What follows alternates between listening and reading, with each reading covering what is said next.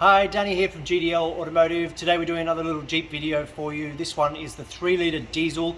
We're looking at the exhaust temperature sensor fault. It's a super common problem with them in the WK2s. The common fault we're coming across is bank 1, sensor 1 temperature sensor. That is this one here. It is so common that I keep them in stock now. And it's not a fun job. Just between you and me, I'd probably rather do a hose in the valley than change one of these. A lot of people talk about you can change this without pulling the exhaust off. I've never done it without taking the exhaust off.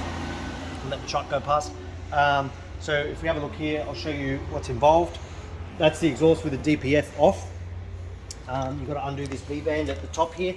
When you put that back on, make sure you have it up the right way so the bolt goes from the bottom. You will have a horrible time doing that up if you accidentally put it up the wrong way, true story. This here is bank 2 sensor 2. Don't change this unless you've got codes for that.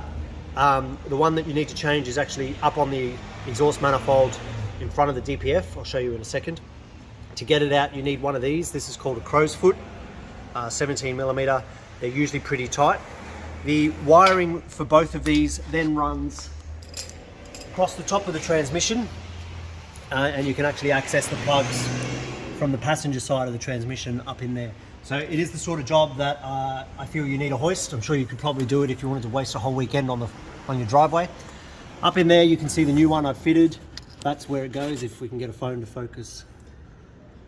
That's bank 1 sensor 1.